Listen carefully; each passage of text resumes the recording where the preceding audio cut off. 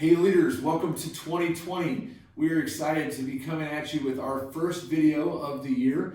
And actually, it's been our first video for a little bit, hasn't it?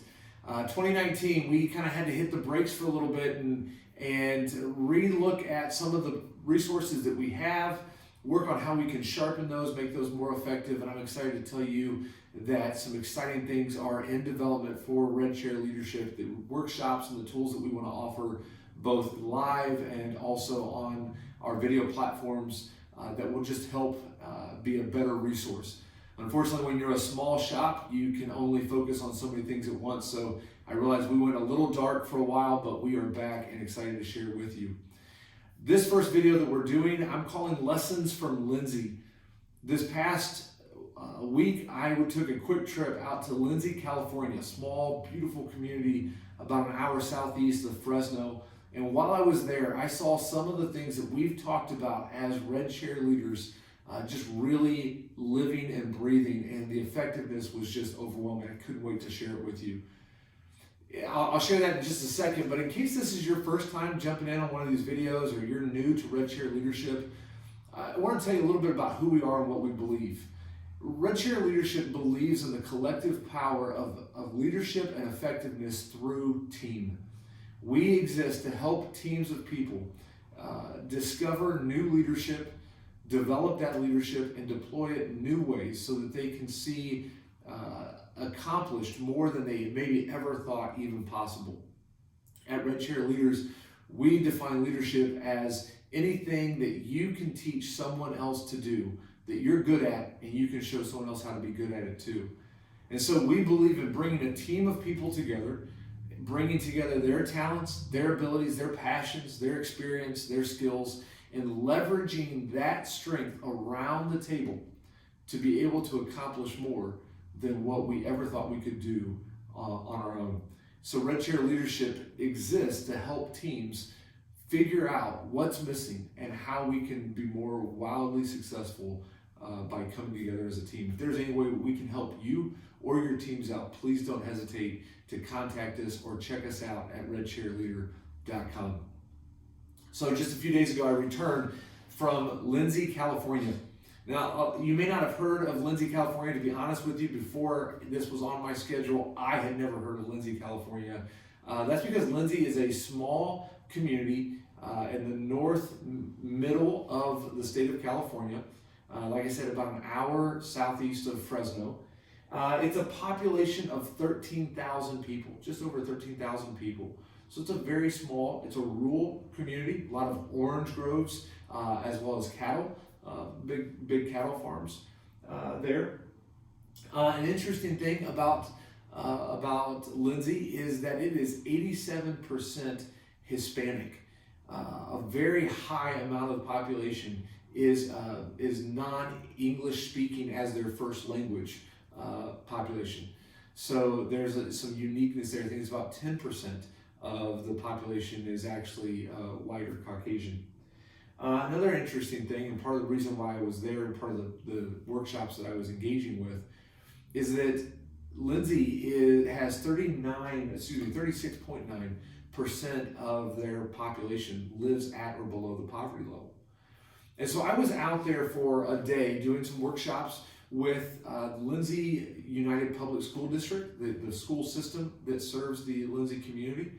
And as I was spending some time with the administrators and kind of getting to know the teachers and the bus driver and the transportation teams and dietary teams and counselors and all the different people that would be in the rooms for the workshop, I discovered some things about Lindsay. Now, Lindsay has made some national headlines. They have gone to Washington, D.C. to testify before congressional subcommittees about some of the things that they have done and the success that they are seeing as educators, because 10 years ago, it was not a great place.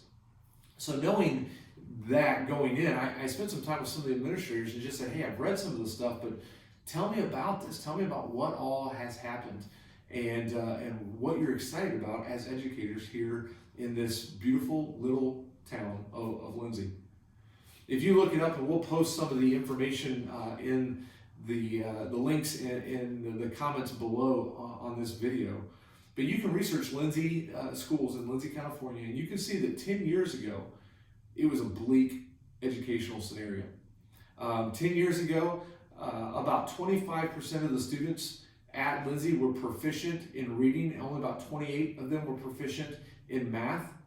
And even though they had a graduation rate of about 76% that graduated or completed high school, even the valedictorians that graduated, if they were to go on and enroll in the California university system, they were often placed in remedial courses because the gap in their education, even as valedictorians, was still so far apart from where they needed to be able to thrive at the collegiate level. Some of the graduates that graduated and completed their schooling in Lindsay, now this is in 2009, some of them couldn't even read the newspaper. And so their education system was definitely struggling. They identified that and they said, this isn't working. As far as matrix and scorings go, as an educational system, they were coming in towards the bottom in the state of California.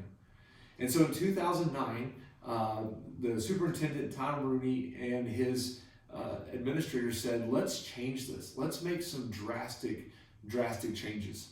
And they threw out just about everything that conventional education would say. They turned everything up on its ear. It's reminded me, honestly, of Turn the Ship Around by Captain David Marquet, who's a friend and who has been part of the inspiration around Red Chair leadership. It's a similar type situation. It can't get any worse. Let's just throw everything out the window, start over. What's the worst that could happen? And so in 2009, that is what Superintendent Rooney and his team did. Now they have a 91% graduation rate coming out of Lindsay school system. 58% enroll and go on to pursue collegiate education. The things that they did were fascinating. They discovered, and I posted a little bit about this a couple days ago, they discovered that language needs to be equitable. And so they changed some things, and that's something I'm going to talk about here in a second. They changed some things just in language to bring a more equitable situation, and that was the beginning of seeing success in their learning environments. They also threw out the conventional methods of education. This isn't a blog or a video about education methods, so like I said, check this out. If you're in leadership and education, or this is something that interests you, you're definitely going to want to check out the links below and see what all they did. But they, the teaser, they got rid of things like A, B, C, and D. They got rid of things like 8th grade, 7th grade, freshmen, sophomores. They got rid of all of those those titles in terms that did not bring equity into the relationships that they were working through. And then from there, they changed just the educational process, which, like I said, is fascinating. But the reason why I wanted to share this, and the lessons from Lindsay that I wanted to share with you for a minute or two, is what they did first. I was meeting with one of the administrators, and I was asking, so what are some of the things that are core to what's been going on? Because I noticed that it's not just that you change the system, but there is a culture here that is different. And how did you go about that cultural change? And the administrator agreed. They said, yeah, it's really is starting with having to change not the system of education, but the whole culture around education. This administrator had formerly been a teacher before the changes had happened. And they shared with me that when they first got hired, part of the new teacher training was how to recognize gang initiation, because it was such a huge thing that was happening on the different campuses. They needed to be aware of it because it was a very real threat that was going on. They said now as an administrator, we don't even train that to our new teachers because what we have done has eliminated a culture that was accepting or tolerant of gang culture. And so it's just an interesting thing to talk about how they changed culture and how culture then went on to give birth to the strategies that's been working. I think it was Peter Drucker that said that culture eats strategy for breakfast, and then Lindsay, they're approving that. So I asked, well, what happened first? Like, I noticed that you guys used some different terminology. And the administrator said the first thing, and the only thing we did at the beginning that Mr. Rooney did, is he changed 3 really big titles. He said the first thing he did is he did away with the term students, and he did away with the term teachers. Now they have learners and they have learning facilitators. And when I was there doing the workshop and people were coming to check in for the training, there was a list that didn't have teacher on it. It had learning facilitators. And as I met different people in the room and I'd ask, so what do you do here in the school district? They would say, I'm a learning facilitator. It was not just a head nod to new language.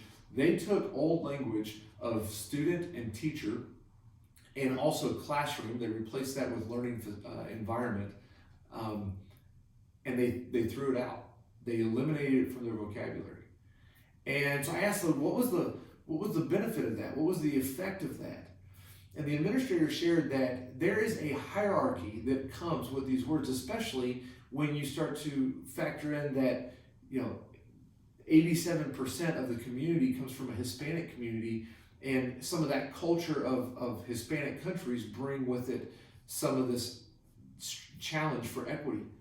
So terms like teacher and student automatically bring a different plane of interaction and relationship between the learner and the learning facilitator.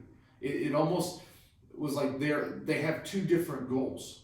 The student is there to get good grades and to learn and to progress onto the next level, whereas the teacher is there to data dump and to help the kids be able to pass a test for the state so they can move on.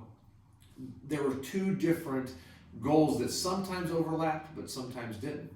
And by changing the terminology from student to teacher to learner and learning facilitator, it brought both of the roles and the wildly successful for each of those people into alignment. Now what the learner wants to accomplish, the learning facilitator is trying to help them accomplish the same thing. It brought equity into that situation. Even the term classroom sometimes brought with it some connotations that were opposite. It brought in a hierarchy and an authority piece, which for especially in a Latin community can have a tendency to shut an individual down, because authority is something to be submitted to and not to be pushed back on. And I'm not talking about rebellion, I'm just talking about interacting with. And so it can cause people to just be quiet and go along and try not to take up any space. But by having a learning community now, or learning environment, now you're bringing that space into the same trajectory. The administrator told me, kind of leaned in almost like they were about to tell me a secret. They said the first year, that's all we did. The first year, that's all we did. We didn't change the education system to the performance-based model that we have now. We didn't make any big changes, administratively. We just changed language for the first year. And that was just kind of blew me away, the power of language to set culture, which will give way to strategy.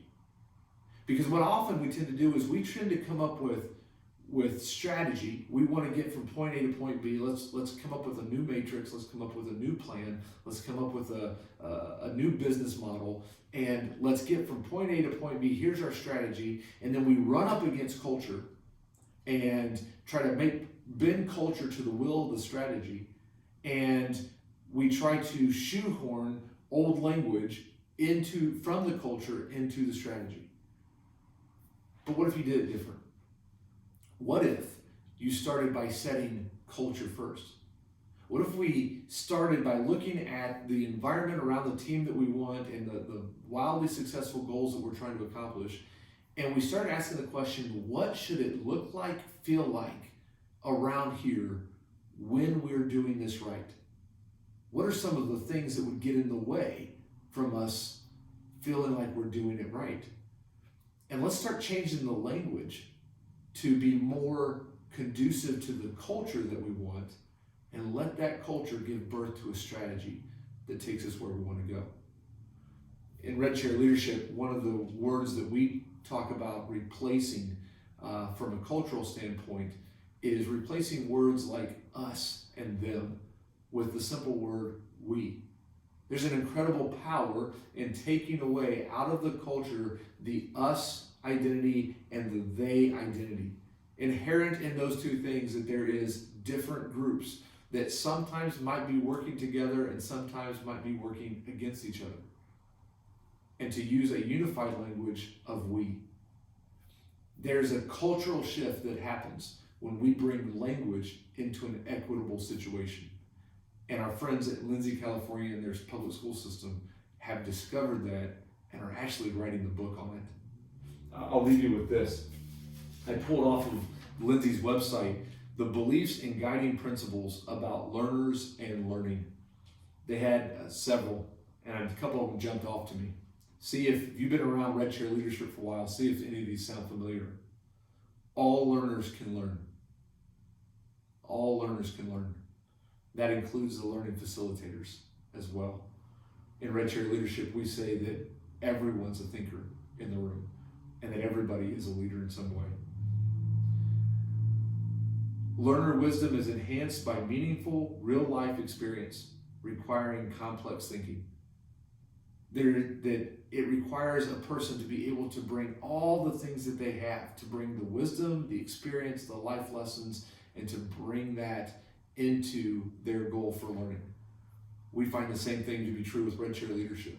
We don't want someone to come into our team just because they have one good skill set that we hope to bring around the table, but that along with that one skill set is a whole host of other strengths. And we want them to leverage all of that into our unified desire to move the ball down the field. Learning is fostered by frequent formative feedback. The ability to be able to have dialogue that brings up ownership. What Lindsay is discovering is that through the feedback from learning facilitators to learners and the feedback that you can get in the learning environment, the learner has taken even more ownership of the learning process. And we believe the same thing is true as we're developing and deploying leaders. And finally, learning is future focused. At Red Chair Leadership, we talk about pursuing wildly successful, all out, with no exceptions, no excuses. The pursuit of wildly successful is what drives leaders to be the very best. So I'm just really thankful for my friends that I made in Lindsay, the lessons that we learned through what they're doing, and just the way that they are embodying what we have been talking about here at Red Chair Leadership when we say that everybody has been given the ability to lead in some way. And it's our job, it's our calling to help them do that better. Check out the notes at the bottom of this post, and if there is any other information that we can help you about taking your team to the next level, be sure to check us out at redchairleader.com. We'll see you next time.